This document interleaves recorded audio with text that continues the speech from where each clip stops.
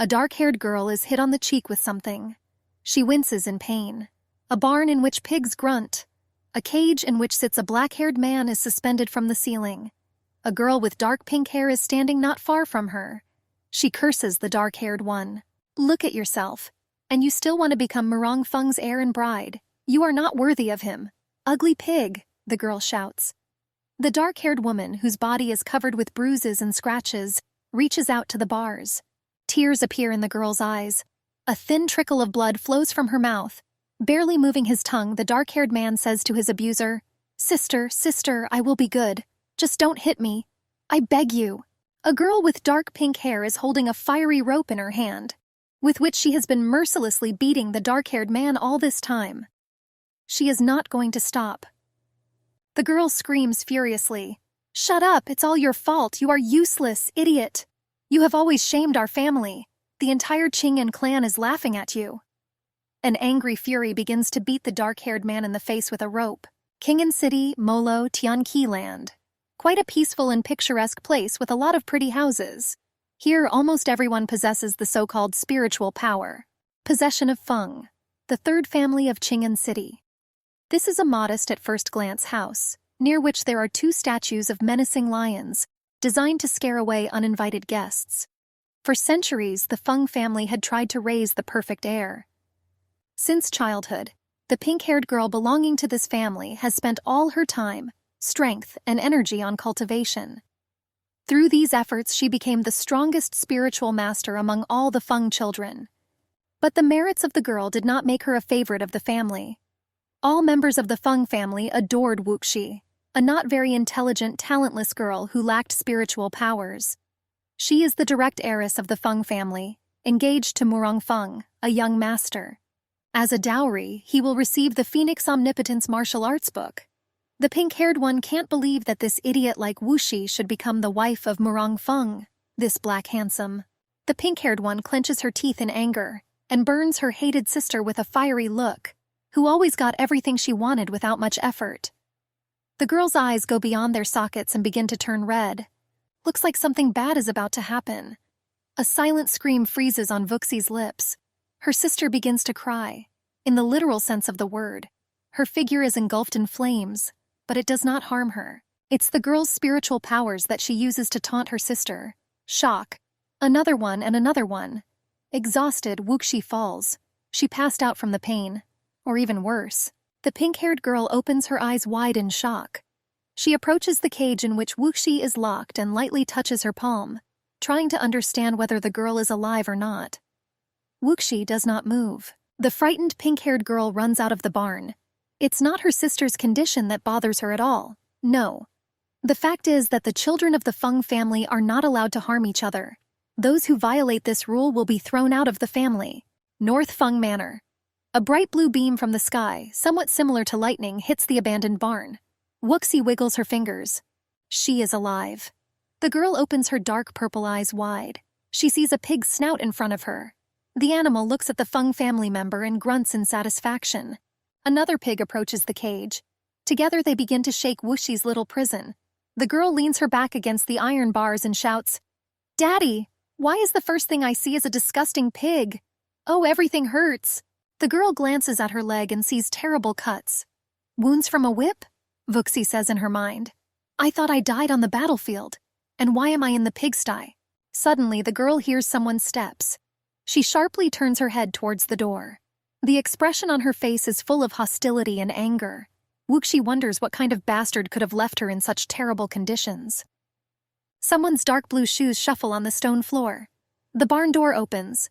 A girl wearing a light green kimono enters. She flies up to the cage and kicks Wuxi, but crawls back.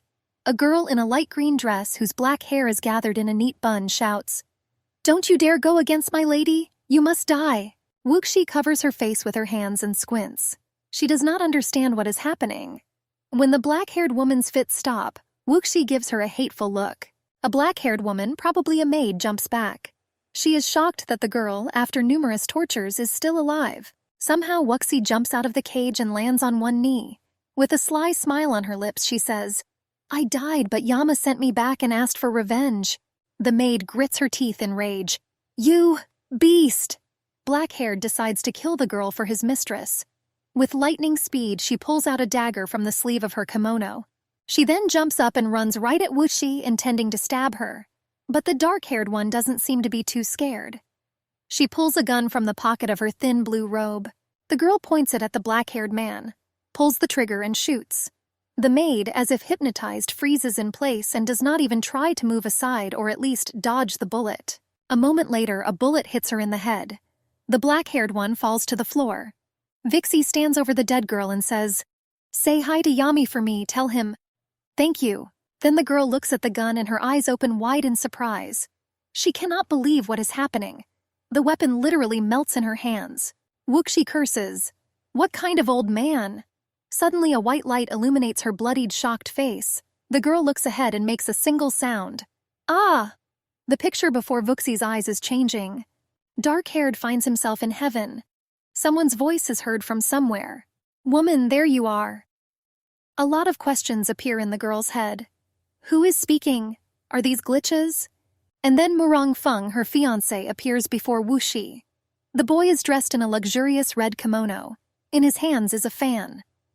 Murong smiles from the corner of his mouth and says, "Just wait for me. You are not allowed to die until I find you." The guy approaches the surprised girl, frozen in place with her mouth open, takes her by the chin and continues, "And don't look at other men."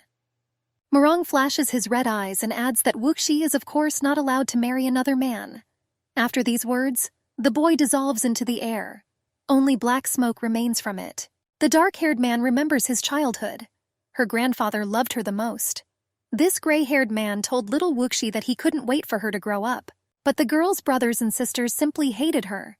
They called Wuxi worthless and unfit, mocked and mocked her. The girl was really not very smart. For example, she ate from a dog bowl. She often did strange and sometimes stupid things. She often imagined that she had become a bird and could fly. It made others laugh. Wuxi snaps back to reality and puts a finger to her chin. She thinks about her current life. Her soul and body belong to two girls from different worlds, but with the same name. Wuxi decides to find out more information about the family of the one in whose body she is now. The first thing the girl realizes is that she found herself in another time. This is definitely not the 21st century in which she was a field medic. This world obeys spiritual skills, artificial and natural forces experienced by dead souls. Natural forces include weather elements such as wind, lightning, and ki, and also others by type of water, tree, and earth. Artificial powers come from supernatural worlds. They represent the powers of darkness, the powers of healing, etc. People who know how to control these powerful forces and use them to develop their spiritual skills are called spiritual masters. Wuxi purses her lips. It seemed to be all that the owner of the body knew about this world. Not very much. But the girl is going to fix this situation. She opens the barn door. The dark-haired man goes outside and surveys the area. Wuxi ponders the reason she survived the battle. Is it all just because the girl was a field medic and did enough good deeds? Rescuing the wounded? Okay, don't think about it right now, the dark-haired man says to himself. She strides confidently through the Feng family's garden. The servants discuss the girl. Look, the fool got out from somewhere. Well, she smells. Suddenly, Wuxi runs into her sister, a beautiful gray-eyed girl dressed in a pink kimono. Next to her stands a maid who is dissatisfied with something. Gray-Eye rushes to Wuxi. "Sister, where have you been for the last 3 years? You're such a fool, you don't understand what's going on around you and you suddenly disappear. I was so worried. I thought it was our older sister." Wuxi does not listen very carefully to the gray-eyed man. She notices that her body is afraid of the girl. Dark-haired ponders. Why does it react like that? Maybe the elder of the first owner of the body did something terrible to her. Gray-Eye notices the cuts on Wuxi's body and dramatically exclaims, "Sister, your wounds." She takes the girl's hand and says with sympathy in her voice, "Did Big Sister lock you in the pig pen?" But Wuxi is not affected by her sister's behavior. If she was really worried, she would definitely find her in 3 years. But the girl decides not to show her true feelings, so she rushes to the gray-eyed man's neck. She says that their older sister tortured her. The maid shouts, "It stinks so much! How dare you hug the lady!" The dark-haired older sister turns her head towards the maid and stares at her with displeased black eyes. She didn't like that a commoner would allow herself to comment on a member of the Feng family like that. But the dark-haired one really smells bad. Gray-Eye tells Wuxi that he will take her to wash up. The girl smiles slyly from behind her older sister. After a few minutes, the girls find themselves near a red building.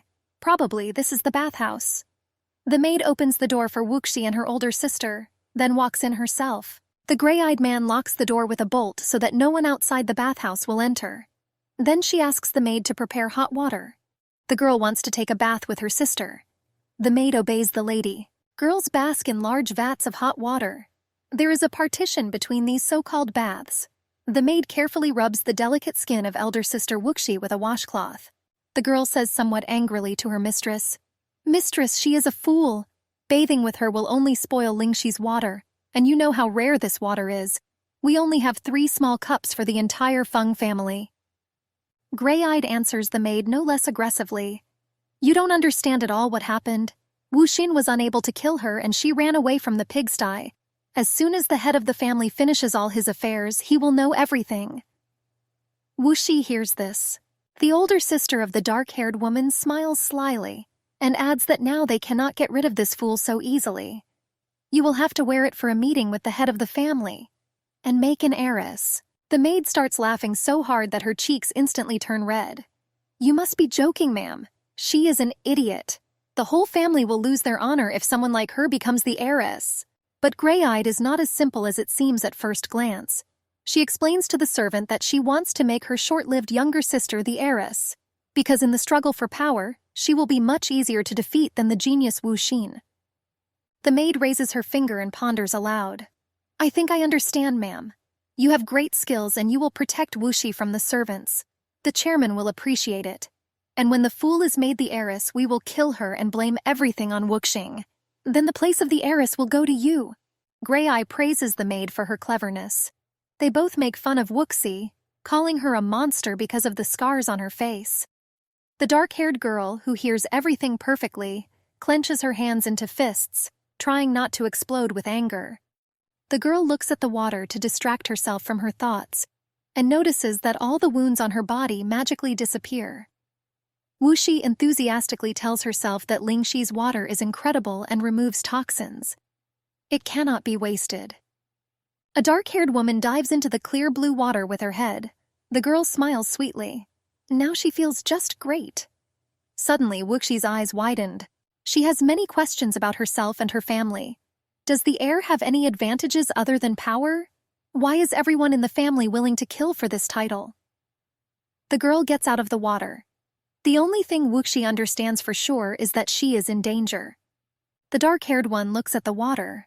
Although Wuxi's body now contains a soul that is not at all stupid, this did not reduce the enemies. The girl decides that it is better to do nothing and pretend to be a fool, so she can survive. Wuxi remembers his grandfather again. His name is Feng Yuanji. He is the head of the Feng family, who will finish his business in 3 months and return to the estate. In the memory of the first owner of the body, the faces of the parents are blurred. She only remembers her father's name, Feng Ziyu. The girl rests her elbow on the table in the bathhouse and looks thoughtfully ahead. Other family members are the first and second uncles, as well as 2 older sisters and 1 older brother. All siblings are not from the main family. Fuxi, who has already left the bath, is sitting at its foot. The girl leans back a little and raises her eyebrows angrily. "I thought that Feng Wuxin would try to kill me again after she found out about the escape, but she has quieted down. Okay, until we forget. We need to collect herbs to strengthen the body," the dark-haired man says in his mind.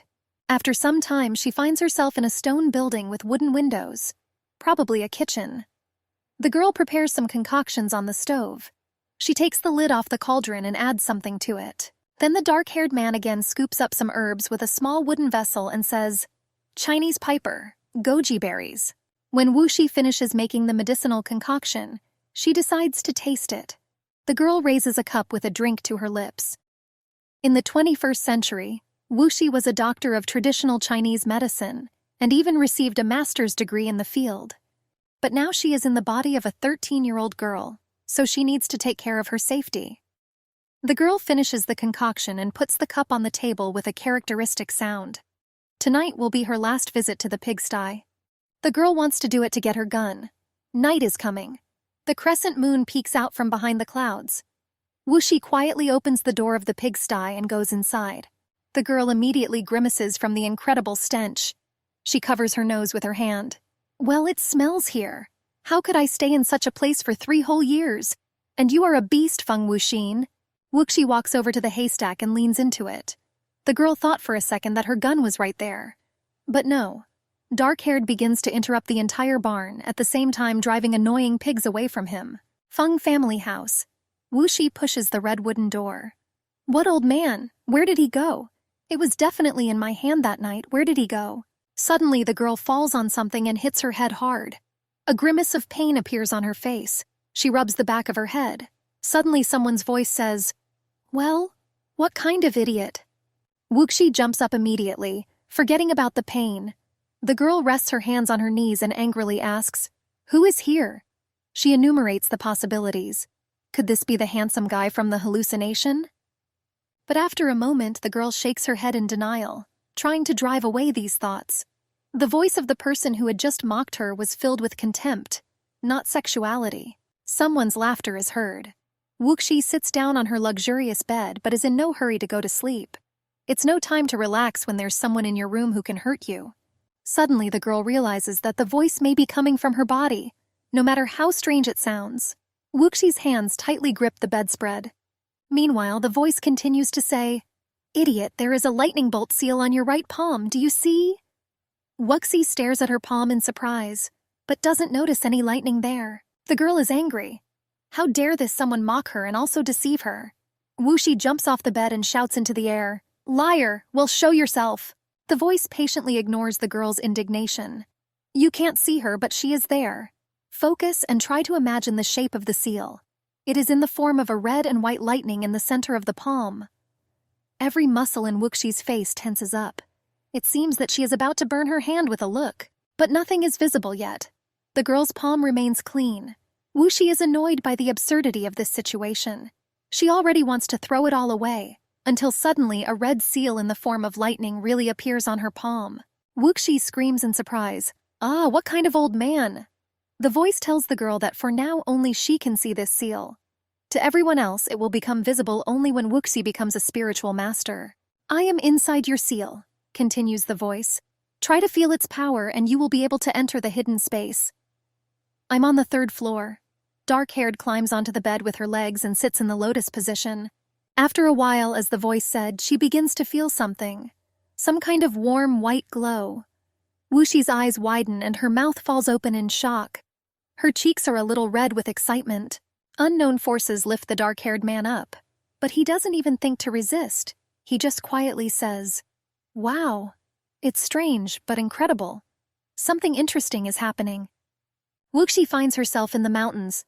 In front of her stands a towering red temple. A voice instructs the dark-haired man. This is the energy space in your seal. There are numerous techniques and magical weapons here. Purple lightning flies past the temple. The voice adds that Wuxi can completely change once he gets rid of his useless body. While the girl really likes this place, what do you like there? She is just delighted. But the voice removes the pink glasses from the dark-haired woman. He says that she has a chance to get inside, but there is a small caveat. The girl's body is still too weak. Wuxi is angry. Shaking! Then why did you call me? Wanted to get acquainted? The voice calmly reminds Wuxia that her body is now packed. Only by destroying the seal will she gain access to her spiritual powers, and only in this way will he be able to get to the pagoda. Wuxi raises his head. The girl examines the temple. Many doors lead inside it. Each of them has its own level. In order to gain access to new doors and new resources, Wuxi must improve herself. The girl pushes open the dragon door and asks, Then where's my gun? A voice belonging to a man with wings replies that he is on the 3rd floor.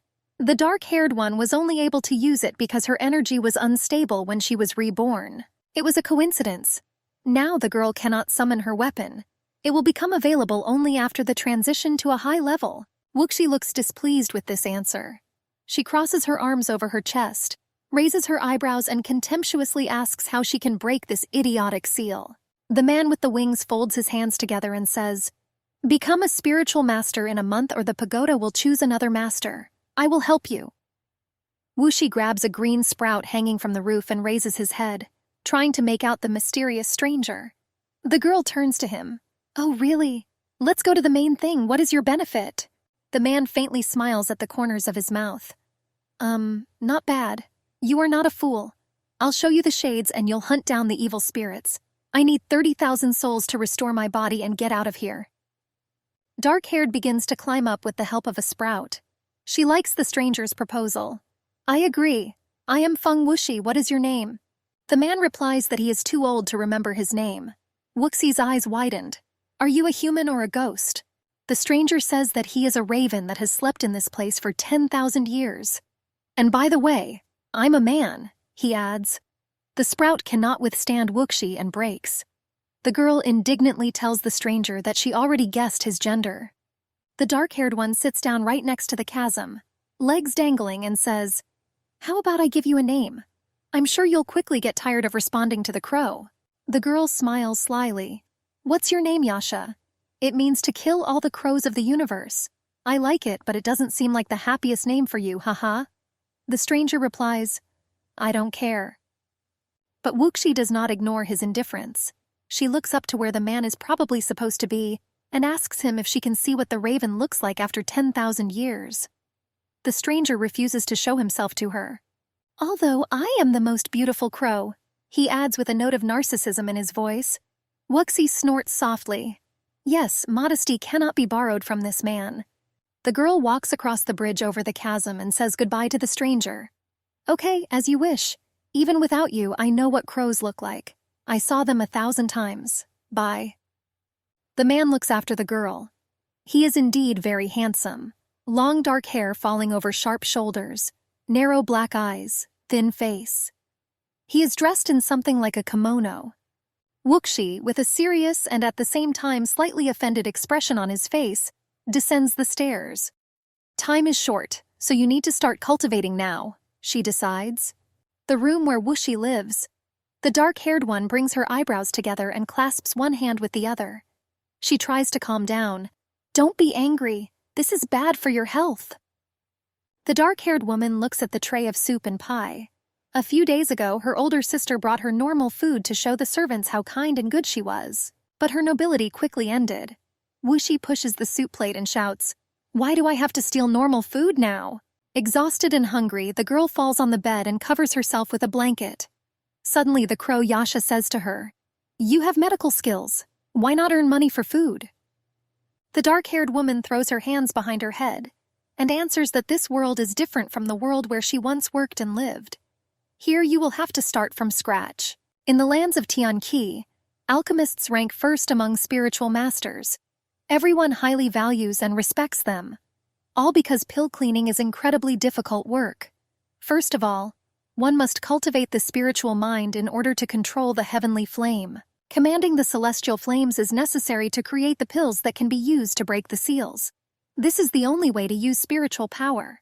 Wuxi raised a finger and said, "In other words, my spiritual powers have been sealed, but the spiritual mind is still with me, and once I start using this power, I will become an alchemist." "In general, yes," answers Yasha, "but there are only a few alchemists living in the lands of Tianqi." Wuxi crosses her arms over her chest and asks with a challenge in her voice, "And if I make a pill that breaks the seal, will I become a spiritual master and an alchemist at the same time?"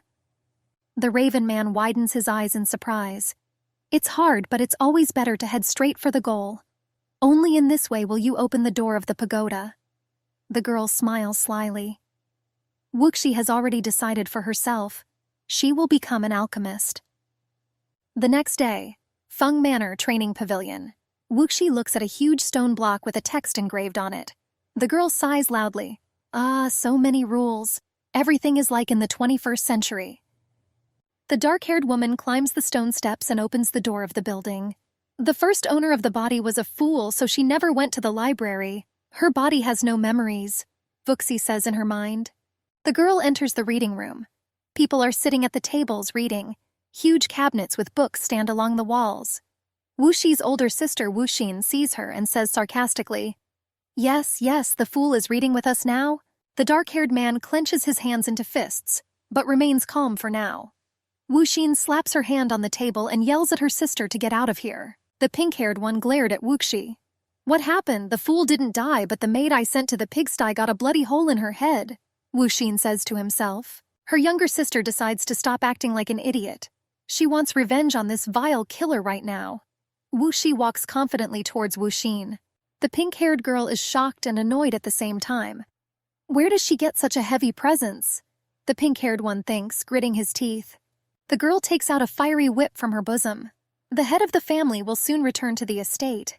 Wuxin thinks she still has time, but she came to her herself. The pink-haired one swings his whip. One more step, you idiot, and you'll try my fire whip. Do you want to die? But Wuxi is not afraid. Instead, she smiles smugly and holds out her hand to her sister.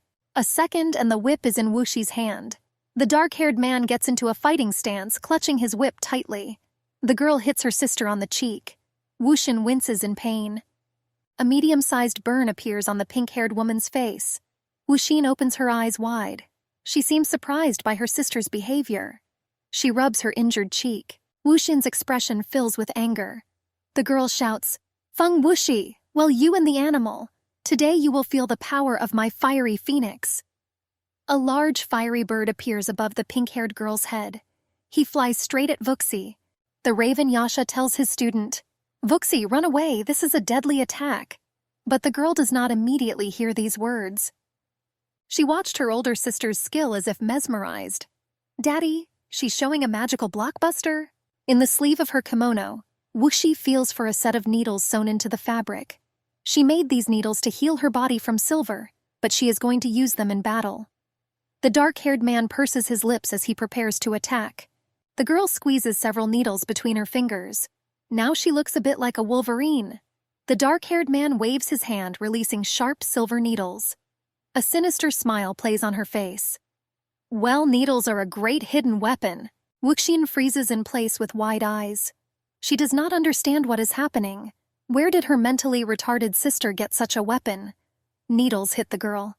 She falls to the floor. Her body is bleeding. Sister and father run up to the pink-haired girl.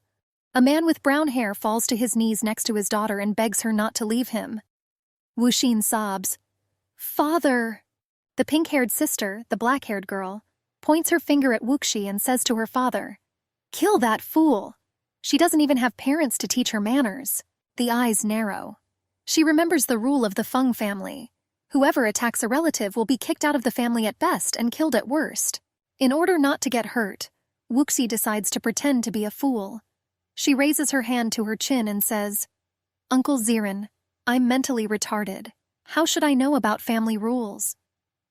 The man's brown eyes look into his niece. "Why did she speak like that?" he says in his mind. He is surprised by the girl's behavior. The man stands up and angrily says to the dark-haired woman, "Wuxi, are you disrespecting your uncle?" The girl replies that her words are not an insult, but the truth. Zirin is even more angry. "The first rule of the family is that anyone who harms a relative will die. You hurt your sister just like that. Today I will punish you on behalf of the head." A man wants to kill a girl. But Wuxi is not going to give up so easily. She raises her eyebrows and tells her uncle that only the heir can reward or punish someone on behalf of the head. Another dark-haired older sister enters the library. Wuxi decides to take advantage of this. "I don't know if the other brothers and sisters will accept your title of head of the head, Sister Vakusia. Do you agree with uncle?" The girl meekly replies that Wuxi has just broken the family rules by hitting her sister. "Uncle Zirin can punish you as an elder," she continues, "but he must never speak on behalf of the head." Wuxi explodes with anger. She shouts that now she knows the face of the one who lies like a gray mare.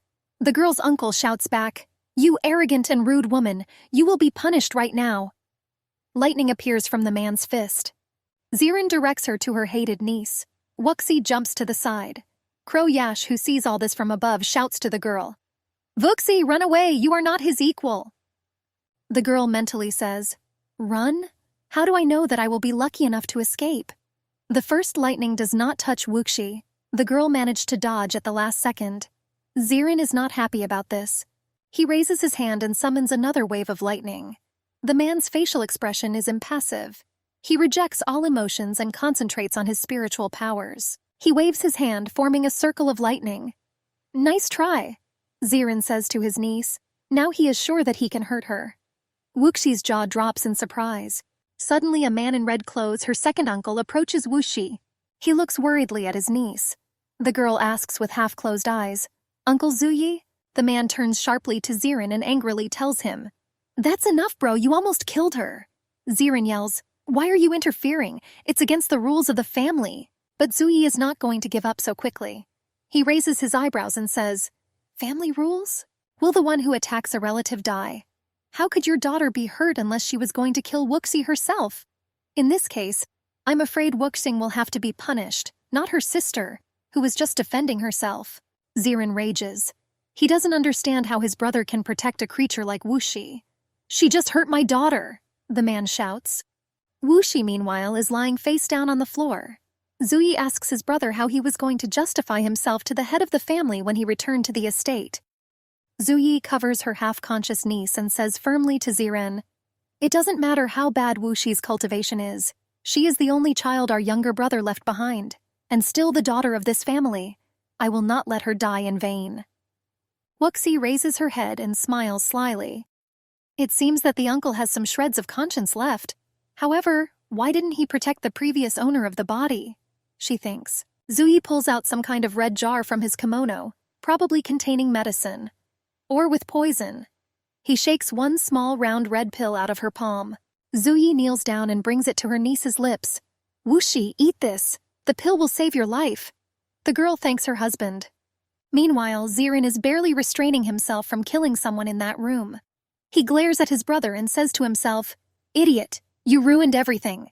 Zuyi placed his hand on Wuxi's back and addressed everyone present.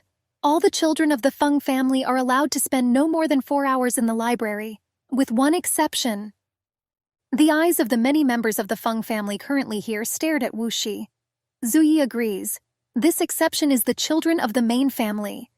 Those present sigh in dissatisfaction, but do not dare to listen to Zuya, so they leave the library. Only Wuxi, her uncle and sister remain in the room.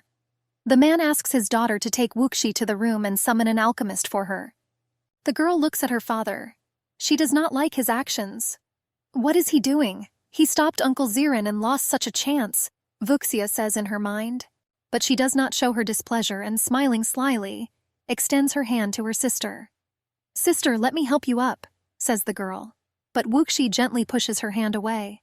The dark-haired one gives her sister an angry look and says, "No, thank you. I will go myself. To remember how much I was hurt today and what a hard life awaits me in the future." She gets up, turns her back to her relatives, and walks away. Zuyi tries to stop her niece, but she no longer listens. Wuxi is engrossed in her thoughts of revenge against Feng Wuxin. So far, she can't kill her. Yet, the girl confidently opens the door and finally says that she will repay those who harmed her 1,000-fold. Those who helped her in a difficult moment will be rewarded. As soon as the door closes behind the dark-haired woman, Vuxia starts shouting at her father. She asks the man why he missed the chance to become the heir and help Wuxi. The man closes his eyes and calmly asks his daughter to stop.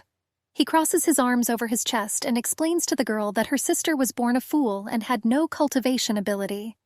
But one day, a prophet came. Zuya's daughter stares intently at her husband.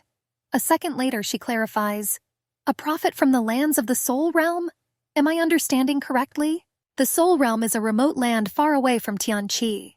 Strong and talented spiritual warriors live in the land of the royal spirit. Prophets are a special specialty in the lands of the royal spirit. They know how to read souls through bodies and predict the future of children. Wuxi's gaze glides across the library. The Feng family is just a small clan on the outskirts of the Tianqi lands. I did not expect that a prophet would get here who would predict the fate of this fool.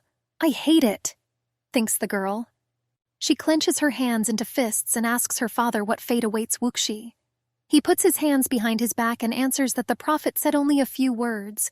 Their essence is this. This incompetent, at first glance, girl will show herself.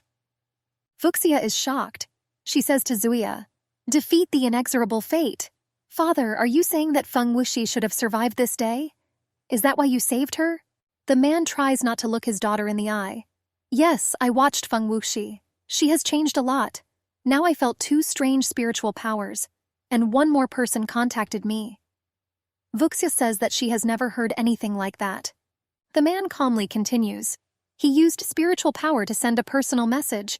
His power is inexhaustible. We cannot stand against him, even all of us together. Fuxia opens her mouth in surprise. Really? And what did he say? Zuyi raises his eyebrows. It seems he doesn't really want to talk about it with anyone right now. But he realizes that his daughter won't let go just like that, so he says, he said that he would lose our entire clan if Feng Wuxi died. That man was quite handsome and waved at Wuxi's fiancée. Martial Arts Pavilion. Observation Tower. Someone is sitting under a small canopy which is designed to protect people from the sun. Someone's hand is pouring some kind of drink into a glass with a graceful gesture.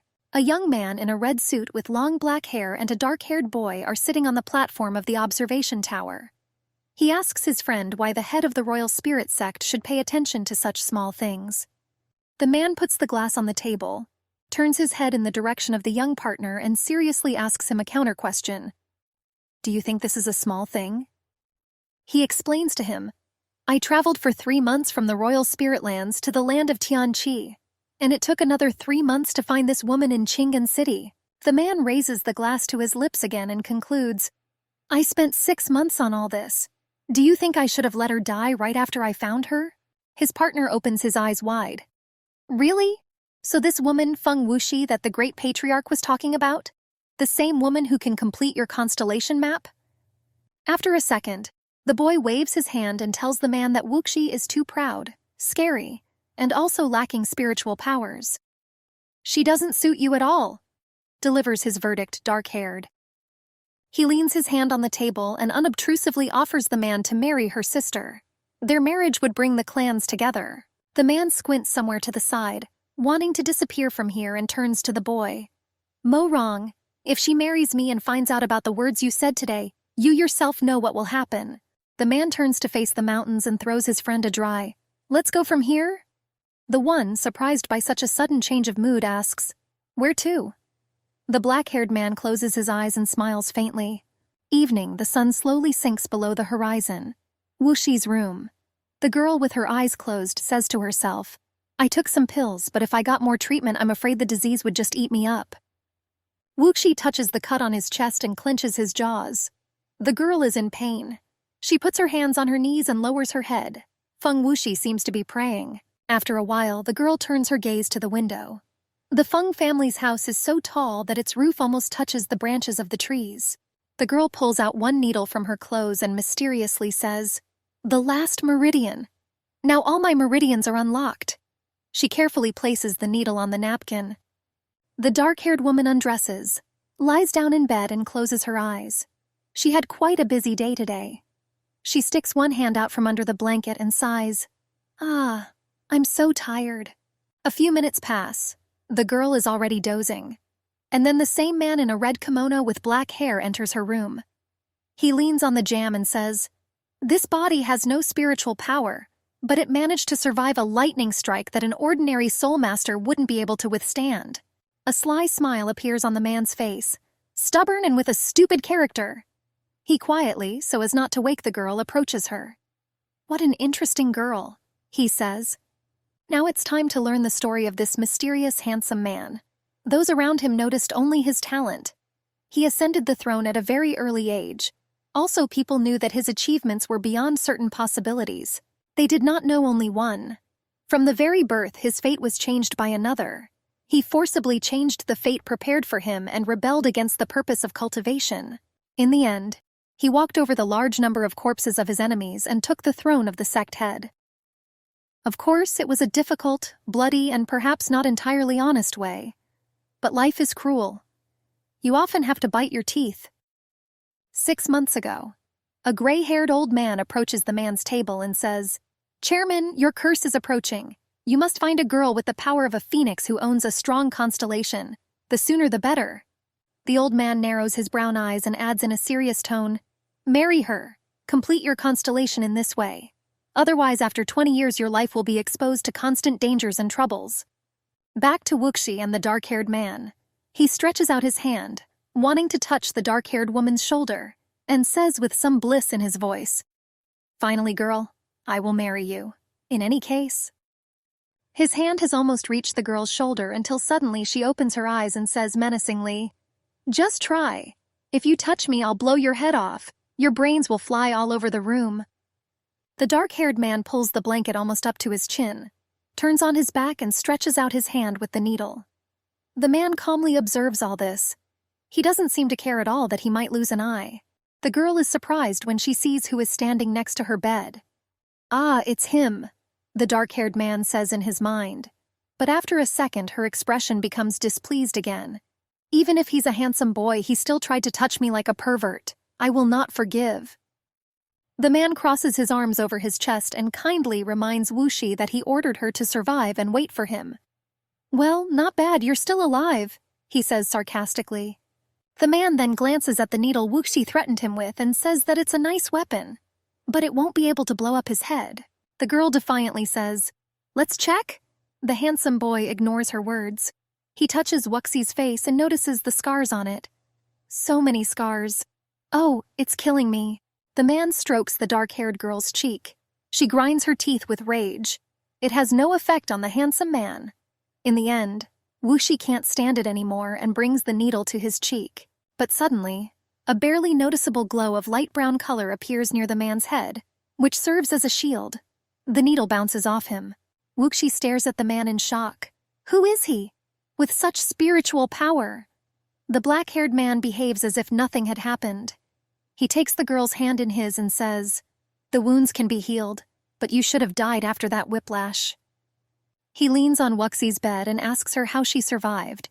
Here it occurs to him that the girl might not have survived but resurrected. He leans towards Wuxi's face and asks her about it.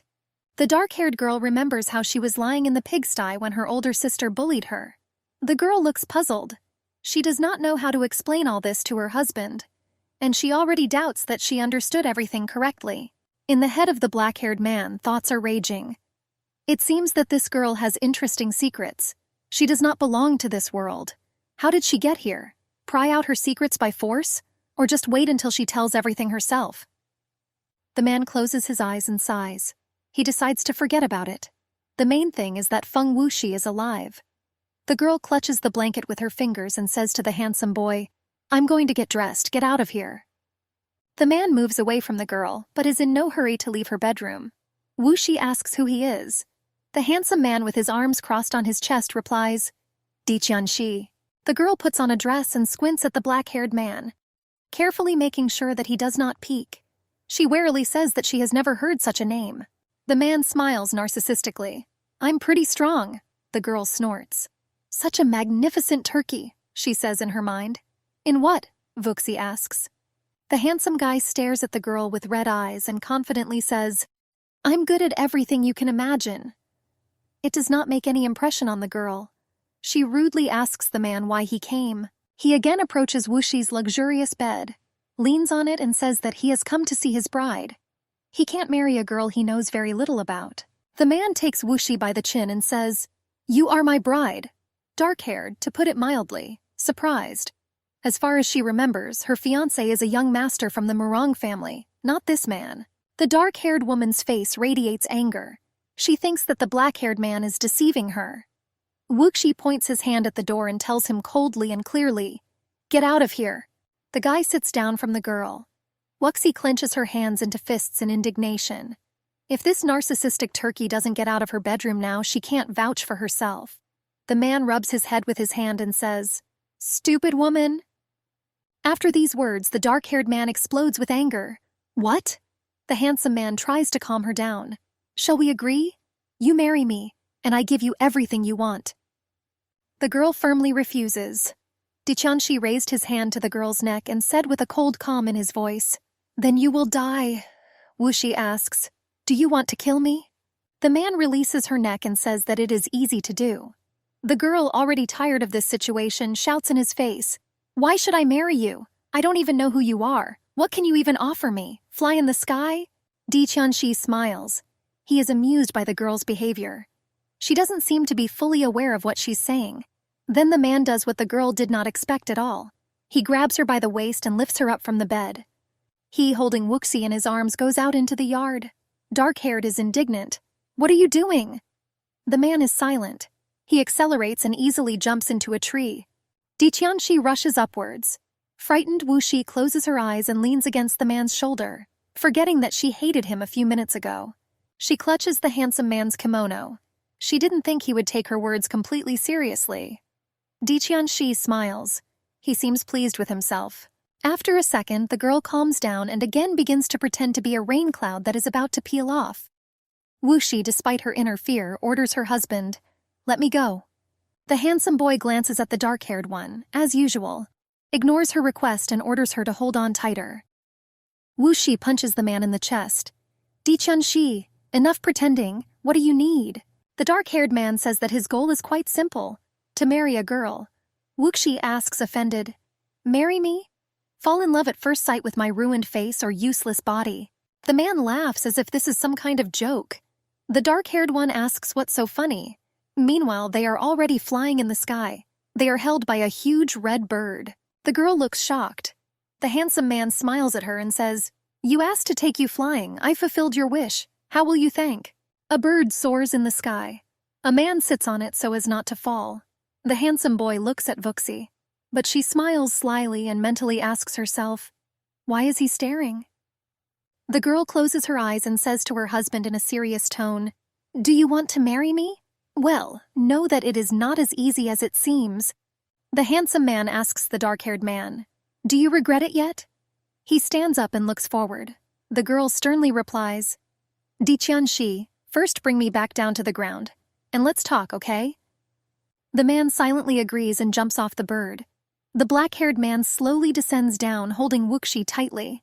A second later, he is already on the ground. The man has a not bad character. He landed right in a puddle. But he does not pay attention to this, but instead carefully places the dark-haired one on the ground, in front of him. The man closes his eyes, sighs and utters words that are difficult for him. "Let's talk." The dark-haired one says, "I have one condition on which I will marry you. I must fall in love with you." The man puts his hands on his waist. Wuxi continues, "You have a goal, and I have principles. If you try to take me by force, I'd rather die." Diqianxi gently pats the girl's cheek and asks cheerfully, "Do you think I'm not good enough for you?" The dark-haired one grimaces.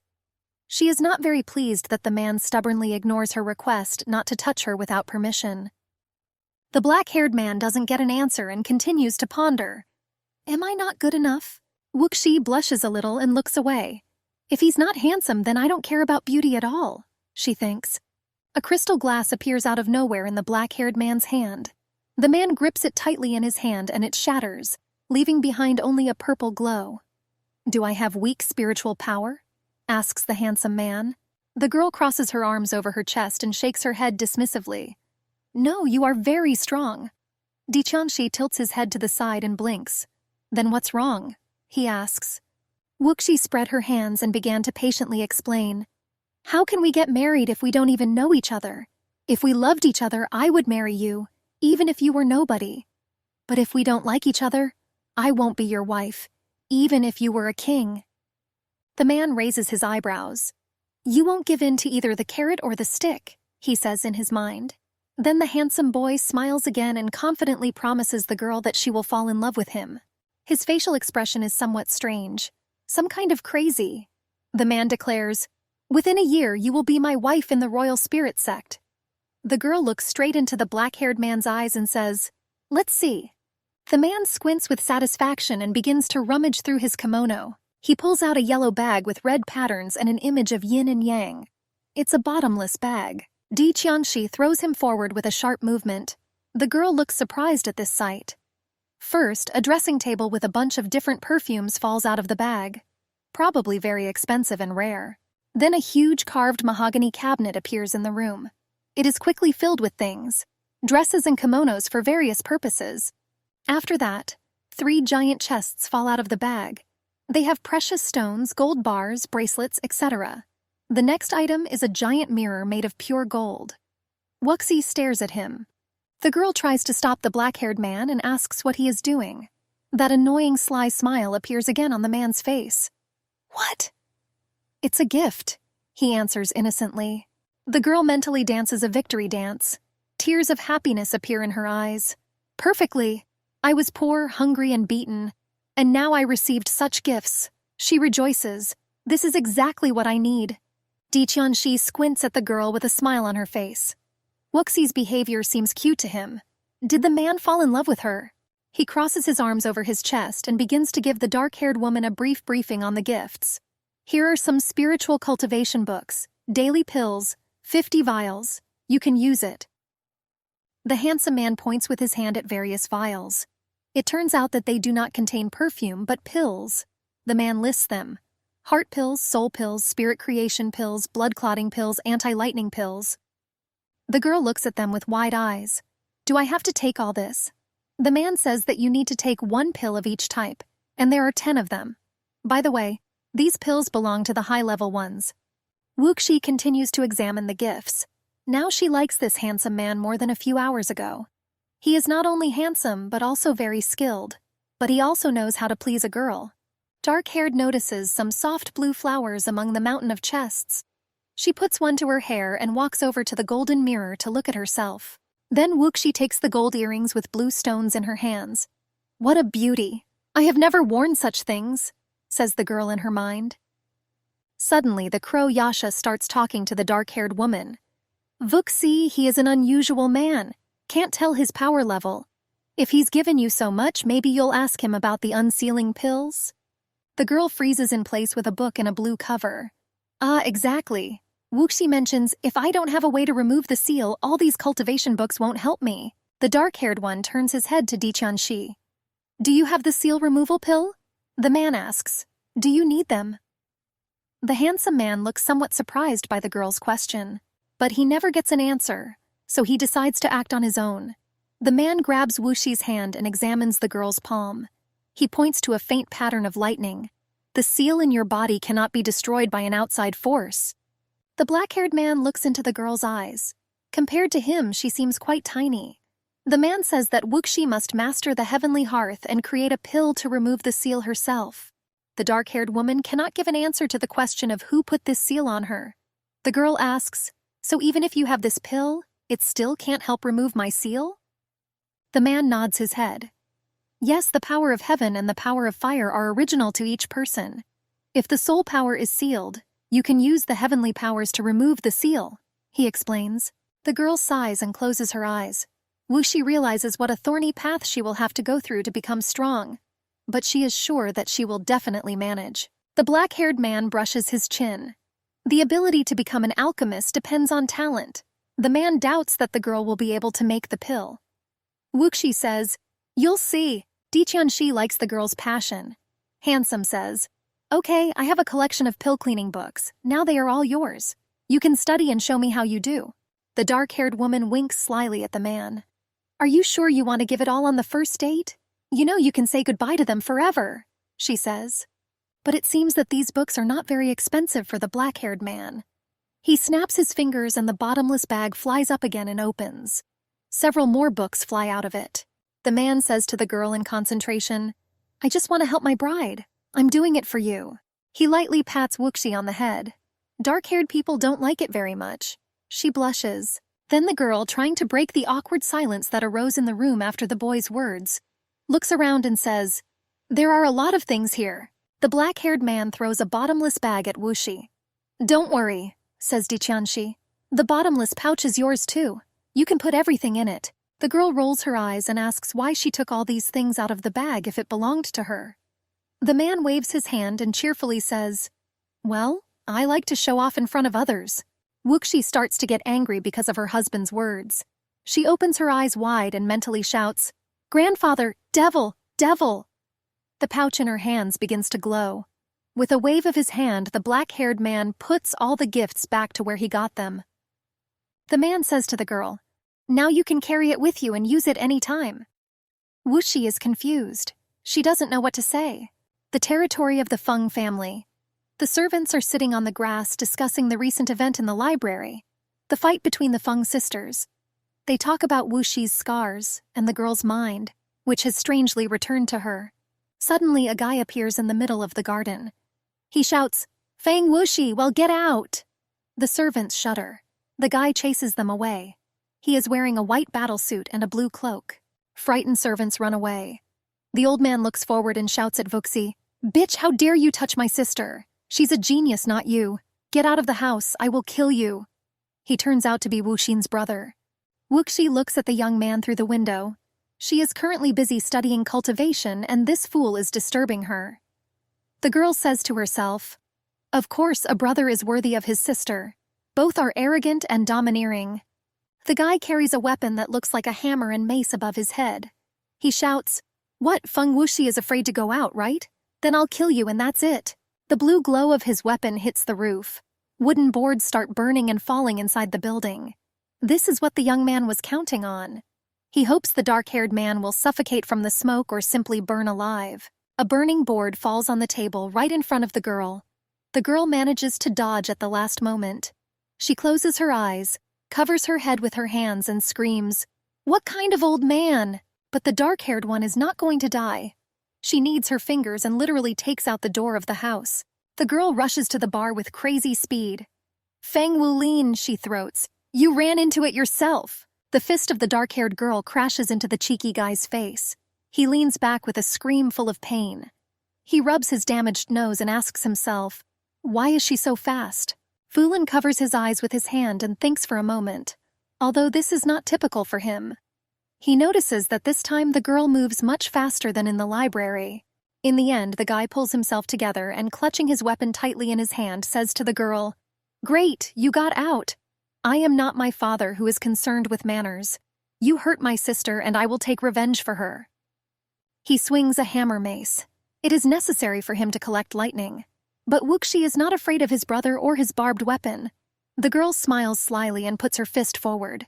Needles are pinched between the fingers of the dark-haired woman. The girl concentrates as much as possible and swings her hand, releasing deadly needles. She catches her brother by surprise. He shouts, "Stop! Stop! I'm not ready yet." But it's too late. The mace hammer ends up on the ground. The boy falls to his knees. He definitely got his white pants dirty, but there are more important issues at hand.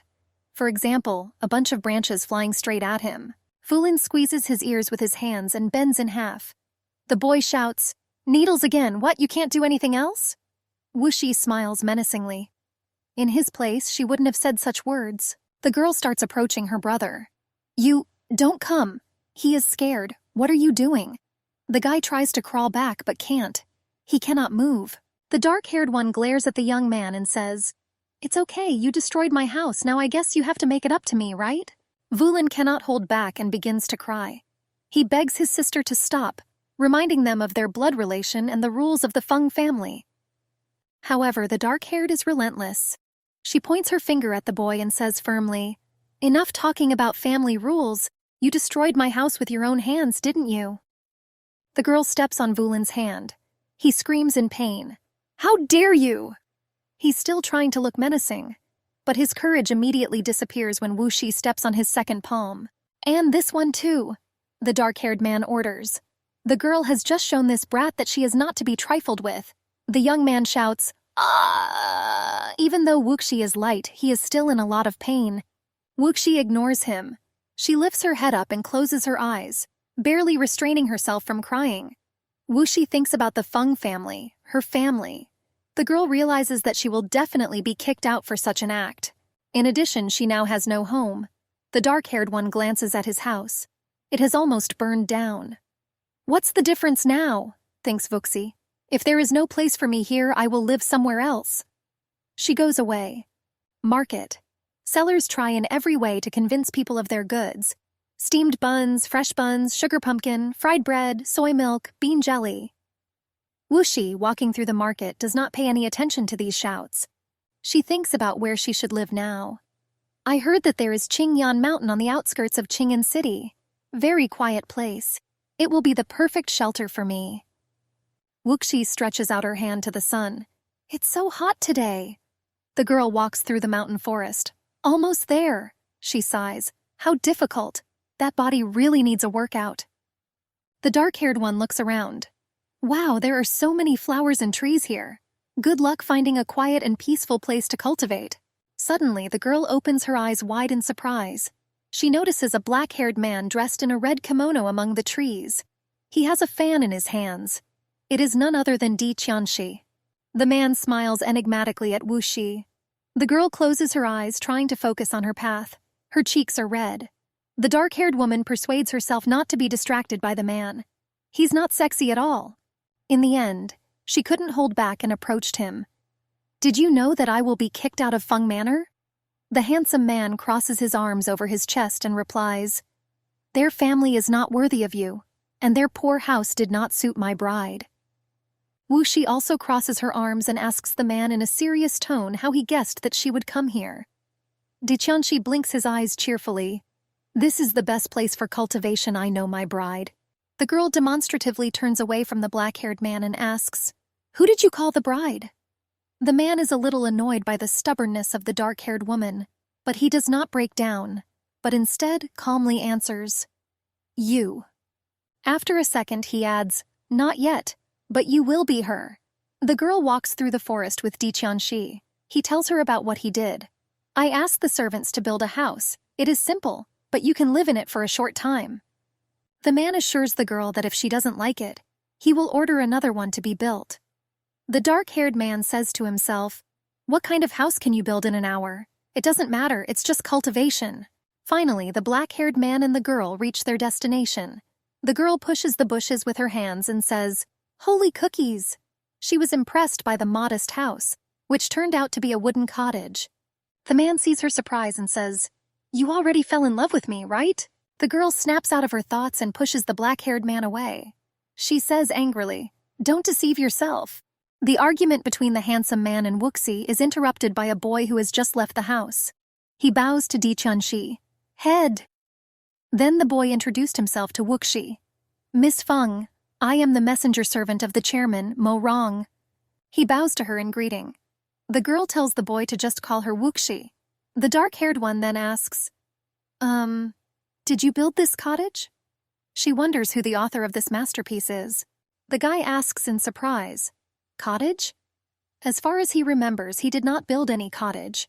Wuxi sees the young man's confusion and immediately corrects himself. "Ah, that is a wooden house." The young man replies that he really did it. But if Wuxi doesn't like it, it's not a problem. "You can break down this house and build a new one." The dark-haired woman hurries to stop the boy's ardor.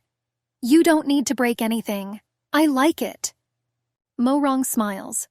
"As you wish. The chairman has asked to prepare accommodation especially for you, madam." The dark-haired man turns his head towards Di Qianxi. He winks at her. In the end, the girl takes her eyes off the handsome man. "Why did I fall into his trap again?" Wuxi scolds herself. It seems to the girl that she is really falling in love with this man as he promised. But time will tell. Wuxi distracts herself from her thoughts and touches the vines wrapped around the house. Mo Rong, it looks like the tree is still alive," she says. "It even has flowers and vines growing on it. It's just a miracle." The guy waves his hand. "There is nothing difficult for a spiritual master to build a house quickly." He says, "If you cultivate the elements of water, earth, wind, and wood, you can easily control plants." The girl is interested in the boy's words. She looks at him in surprise and asks if this is true. Everything related to cultivation is needed by Wuxi. Mo Rong turns on the teacher and begins to explain. "You need to use the wood element as raw material, nourish it with earth and water. And the wind controls the growth of the tree. That's all. The house appears in a few minutes." Wuxi gives a thumbs up and says that's cool. The girl is really impressed with Mo Rong's skills. This can be seen from her wide-open eyes. Di Qianxi is amused by the dark-haired woman's reaction. The man says to Wuxi, "It's just a house, why do you admire it?" The girl turns to the handsome man, puts her hands on her waist and answers, "If you can build such a wonderful house, I will admire you." Mo Rong is quick to defend his master's honor. "Miss Feng, my cultivation is nothing compared to the head. It's just that his strength cannot be demonstrated." Wuxi squints suspiciously at the black-haired man. Who is he anyway? The girl thinks, but she immediately stops her thoughts. Does not matter. We need to start cultivation as soon as possible. The dark-haired man assures himself. The girl stands in the doorway of her house and looks at Di Qianxi and his servant. "Thank you for such a beautiful house on Canyon Mountain," she says politely. The dark-haired woman adds that she should create the seal removal pills in a few days. "You can go about your business," she says. "I don't need company." The man and the boy smile. Di Qianxi agrees. The girl remains alone. She looks at the seal on her palm and tells herself seriously that there are 15 days left.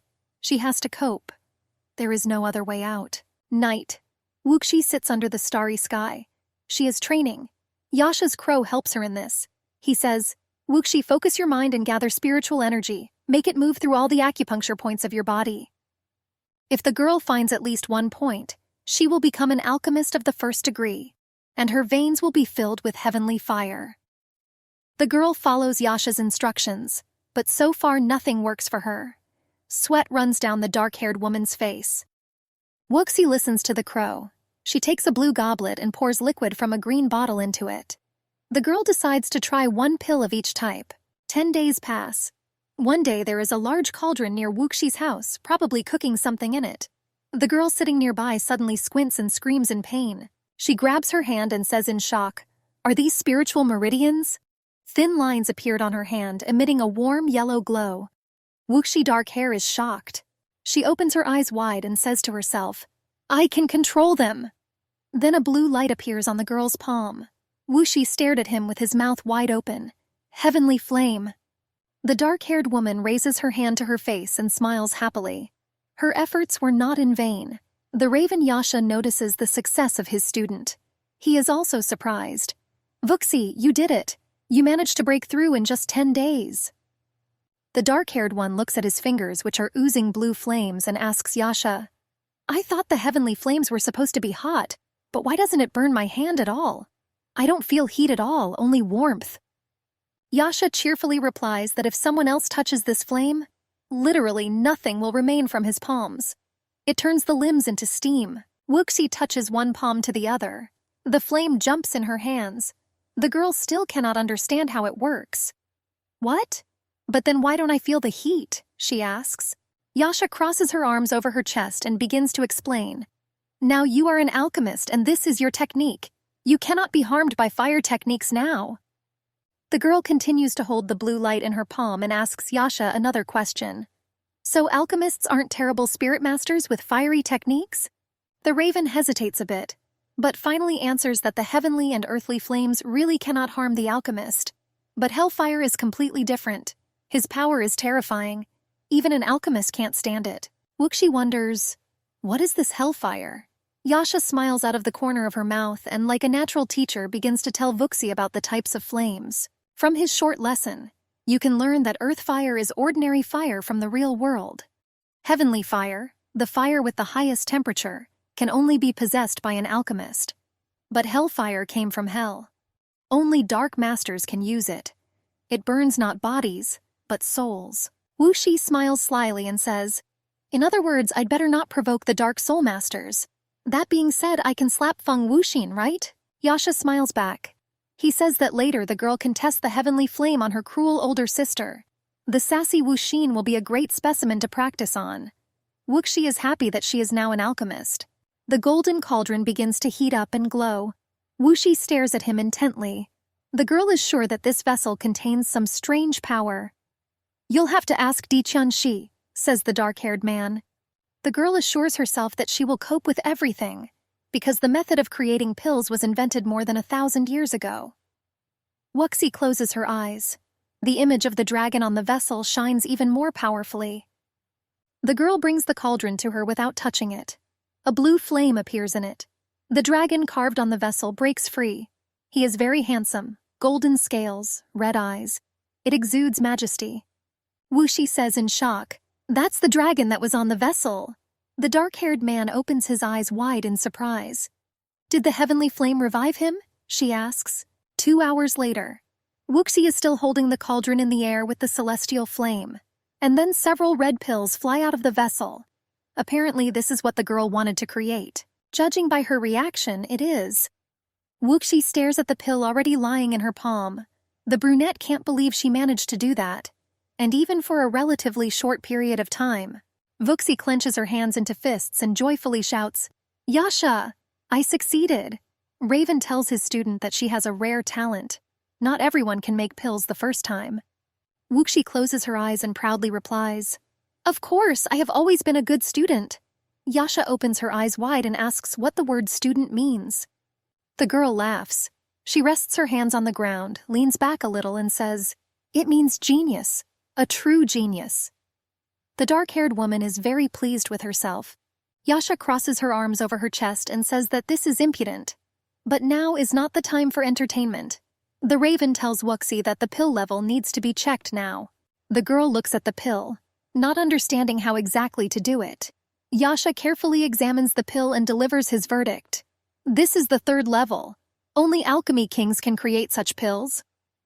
Wuxi leans on the table and thinks about these words. She didn't study magic, the ingredients were ordinary too. Most likely this vessel is from Diqianxi. Yasha says, "I do not know about the treasures of your world. Ask the person who gave it to you. That boy really cares about you." Wuxi imagines Diqianxi's face if he heard those words. He would definitely not like being called a boy. He would probably be gnashing his teeth with rage. The dark-haired one can't hold back and starts laughing. But she calms down quickly. Yashi is more than 10,000 years old, the girl says to herself. Perhaps from his point of view we are all ants. The raven brings Wuxi back to reality. In a serious tone, he asks the girl what she is doing. "Take the pill and start cultivating," orders Yasha. "I'm waiting for you to get perfume for me." The dark-haired one raises the pill to his lips and mentally notes, "Well, now I know he planned my future." As soon as the girl swallows the pill, purple lightning starts to erupt from her body. Wuxi screams. As soon as everything stops, she asks Yash in shock what it was. He answers, "Spiritual meridians. Similar to soul meridians, but their power originates in soul seals. Each person has his own stamp. Yours is in the palm of your hand." The girl looks at her palm. Wuxi realizes that Yasha guessed the location of her lightning bolt mark, because it is now visible to everyone. Wuxi carefully examines the fire lightning. Yasha confirms her thoughts. "Yes, once you were sealed, so only you could see her. Now everyone can see her." Wuxi raises her hand to her chin, closes her eyes and thinks, "Of course that means that fire lotus on Diqianxi's forehead, his seal. We are both spiritual masters, but why is he so handsome?" The girl blushes a little and asks the crow, "Yasha, am I now a spiritual master too?" He smiles and tells the dark-haired woman that although she has not yet learned combat techniques, it can be said that she is one of the spiritual masters. Wuxi stands up, leans his hands on the balcony beam and asks the crow the 1,000th question. "So I have enough experience to open the tower?"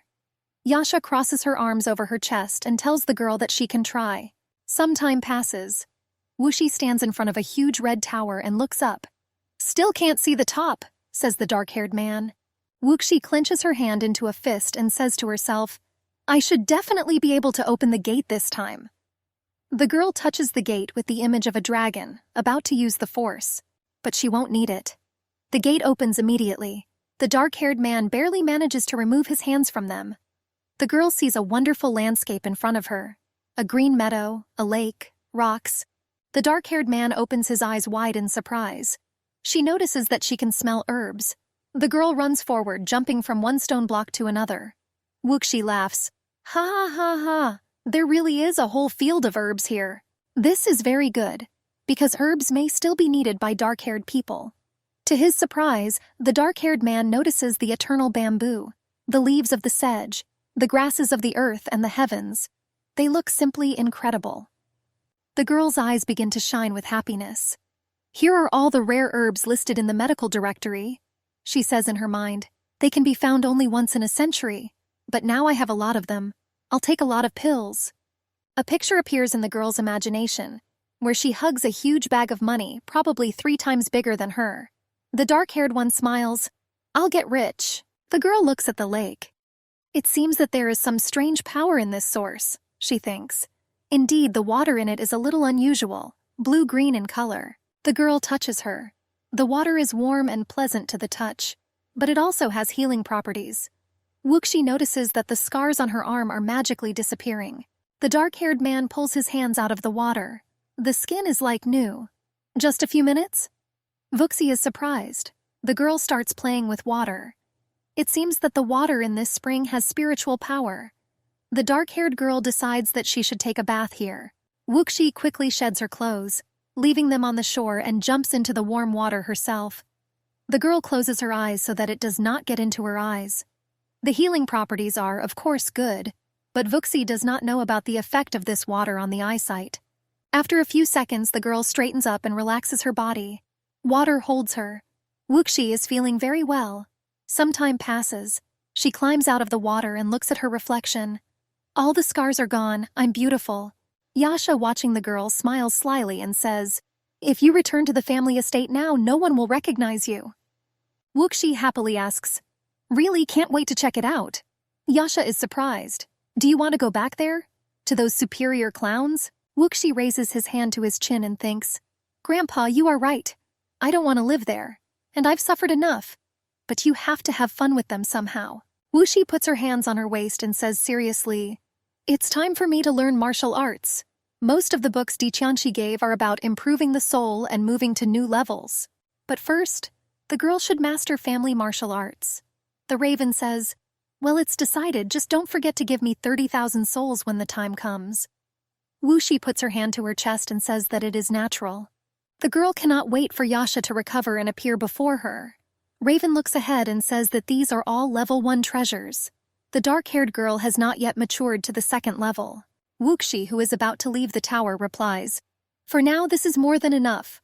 I will start practicing martial arts and open the door to the 2nd floor." The girl finds herself in her room. She sits down on a chair and smiles slyly. But before returning to Feng Manor, she wants to try the local delicacies.